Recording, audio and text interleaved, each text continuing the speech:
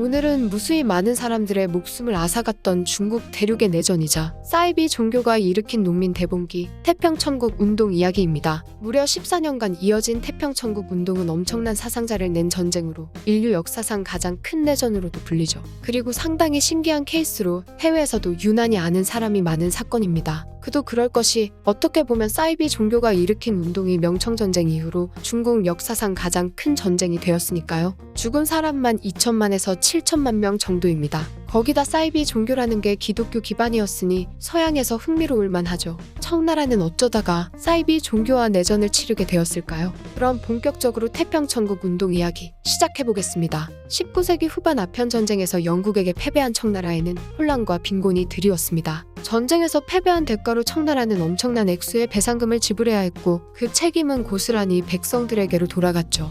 극심한 세금 수탈로 백성들의 피는 말라가는 상황에서 나라에도 돈이 없어 제방과 같이 꼭 필요한 공사도 할 수가 없었습니다. 거기다가 아편전쟁에서 패배한 청나라는 강제로 영국의 아편을 계속해서 수입해야 했고 아편이 시중에 돌아다니면서 중독자의 숫자는 늘어만 갔죠. 나라가 혼란해지자 도둑과 강도들이 판을 치기 시작했고 치안까지 무너지기 시작했습니다. 청나라는 늦게라도 치안을 신경쓰며 죄를 짓는 사람들에게 엄벌을 내리도록 명했지만 이미 부패해버린 관리들은 이를 역으로 이용해서 무고한 사람들을 데려다가 막무가내로 벌을 주고 자신들의 배를 불렸죠. 나라가 이 지경까지 가자 백성들의 불만도 하늘을 찌르기 시작했습니다. 이때 기독교라는 서양의 종교가 청나라로 들어오죠. 평소에 착취나 압박을 받지 않던 이들에게 기독교는 유교의 가치를 저해하는 불순한 종교로 보였지만 이미 지칠 대로 지쳐있던 농민들에게는 상당히 매력적으로 다가왔습니다. 계급 사회에 지치고 바닥을 쳐버린 치안에다 관리들의 부정부패에 지친 이들에게 모두가 공평하다는 기독교의 교리는 매력적일 수밖에 없었죠. 기독교에 매료되었던 인물 중에는 관록보촌이라는 객가에서 거거를 치르기 위해 상경한 홍수전이라는 인물이 있었는데 홍수전은 자신이 하나님의 아들이자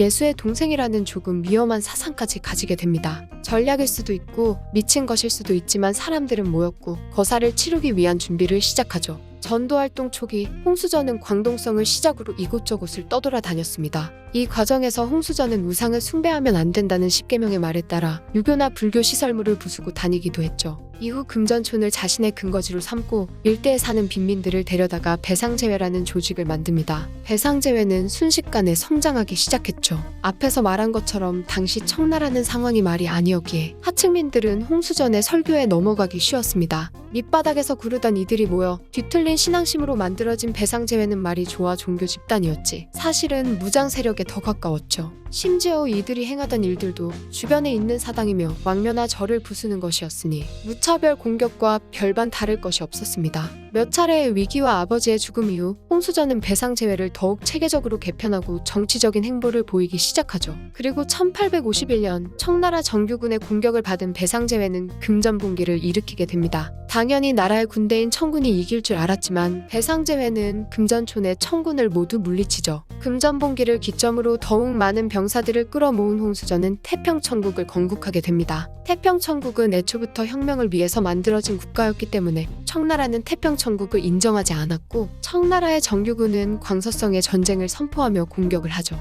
하지만 청나라는 한창 2차 아편전쟁을 치르는 중이었기 때문에 덩치를 키워가던 태평천국에게 몇 차례나 패배를 합니다. 힘든 건 태평천국도 마찬가지였지만 이때가 기회다 싶었는지 호남과 호북을 목표로 계속해서 북상을 진행해 1852년에는 상강까지 도착하는 데 성공하죠. 북상하는 과정에서 태평천국은 풍운상과 소족이라는 두 명의 왕을 잃었지만 기세는 꺾이지 않았고 남경을 향해 진군하기 시작합니다. 태평천국군은 복수를 생각하며 나아갔죠. 결국 순차적으로 한양과 항구, 무창까지 함락시키는 쾌거를 이루어냅니다. 무창을 함락시키는 과정에서 태평천국은 엄청난 돈을 긁어 모았고 사기는 하늘을 찌르게 됩니다. 정비를 마치기에 충분한 돈까지 생긴 태평천국군은 무창을 버리고 장강을 따라 내려가 남경으로 향했습니다. 남경으로 향하는 길에 태평천국군은 청나라 정규군과 자주 마주쳤지만 이때 태평천국의 위상은 이미 너무 높아져 있었기 때문에 청군의 병사들은 싸우기를 꺼려했죠. 태평천국군 역시 이 사실을 알고 있었기에 다른 지역은 거치지 않고 남경으로 거의 직행해 수월하게 남경에 도달했습니다. 기세와 생각보다 많이 남은 체력으로 태평천국군은 남경 함락까지 성공하죠.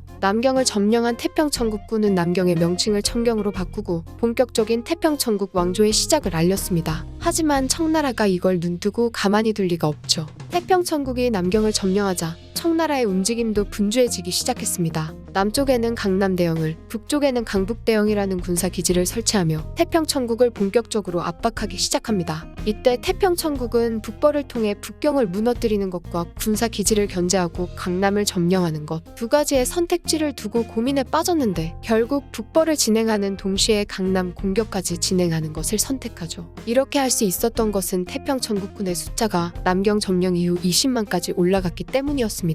병력의 여유가 생긴 태평천국군은 점점 쇠퇴해가는 청나라 정규군과는 다르게 양방향으로 유동적인 전략을 구상할 수 있었던 것이죠. 그렇게 태평천국군은 북벌군과 서정군으로 나누어져 북벌과 동시에 군대를 파견하여 강남대영을 견제합니다. 1853년 북벌에 오른 태평천국의 북벌군은 산서성을 돌아서 북경으로 진격했는데 이때까지와는 다르게 상당히 고전을 하죠. 살을 찢는 듯한 추위와 길을 잘못 들었는지 행군 시간은 점점 길어졌고 군사들의 사기도 함께 떨어져 갔습니다. 북경에 있는 청나라의 요충지들을 함락시키기는커녕 지친 군사들을 이끌고 방황하고 있었죠. 북벌군이 지쳐있는 상태에서 청나라는 몽골인 장수 보르지기트를 보내 태평천국의 북벌군에게 치명적인 상처를 입히는 데 성공합니다. 보르지기트의 공격에 북벌군은 전멸했고 태평천국의 북경 함락 계획은 실패하고 말았죠. 북벌에 실패한 태평천국은 한 달 동안 군사를 정비하고 바로 다음 계획인 강남대영 공략에 들어갑니다. 강남대영 공략을 위해 진격을 시작한 서정군은 순식간에 공세를 가하면서 항구와 한양을 무너뜨리는 데에는 성공했지만 완전히 점령하지는 못했죠.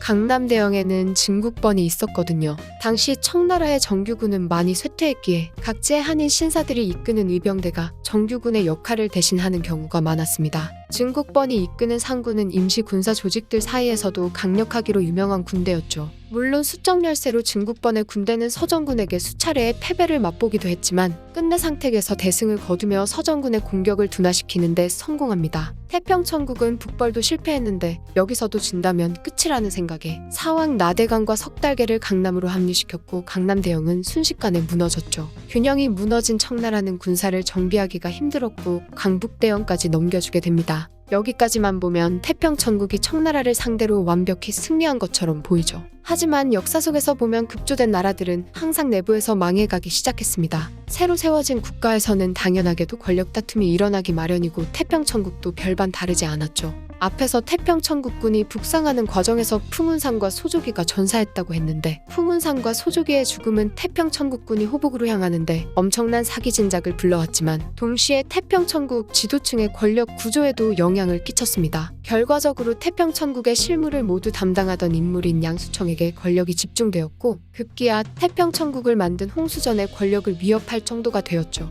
능력이 뛰어난 양수청은 태평천국 초기에 엄청난 도움이 되었지만 권력을 쥐기 시작하면서 홍수전에게는 불안함의 근원이 되었습니다. 양수청이 언제 자신의 자리를 빼앗으려 달려들지 모른다는 불안감이죠. 결국 홍수전은 태평천국의 지도자 중 한 명인 위청이와 함께 양수청과 일가족 그리고 병사들까지 약 4만 명의 목을 베어버렸습니다. 양수청을 제거한 이후 위청이는 분노한 석달계가 공격할 것을 대비하여 전투를 준비했죠. 하지만 양수청을 제거한 위청이도 불안했는지 홍수전은 위청이까지 제거합니다. 권력 다툼에 있어 골칫거리였던 인물들을 모두 제거한 홍수전은 자신의 가족들을 왕으로 세우기 시작했고 홍씨 일가가 권력을 모두 장악하자 명장으로 불리던 석달계는 태평천국을 떠나버렸죠. 이렇게 태평천국에는 홍수전만이 남게 됩니다. 이러한 태평천국의 내부는 청나라에게 다시 태평천국을 공격할 시간을 만들어 주었죠. 진국번과 상군은 재정비를 마치고 장강을 타고 내려가 강북대영과 강남대영을 다시 장악했습니다. 그리고는 태평천국의 수도 청경을 포위하는 것까지 성공하죠. 홍수전도 쉽게 무너질 인물은 아니었습니다. 홍수전은 석달계나 위청이를 대체할 새로운 장군들을 키워냈고 군사를 안정시켜 놓았죠. 진국번이 이끄는 상군은 심화 전투에서 태평천국에게 다시 한번 패배를 맛봐야 했고 강남 지역은 홍수전의 손에 돌아가게 됩니다. 하지만 승전보도 잠시 태평천국은 홍수전의 친척 동생 홍인간의 합류로 다시 한번 내분을 겪기 시작했죠.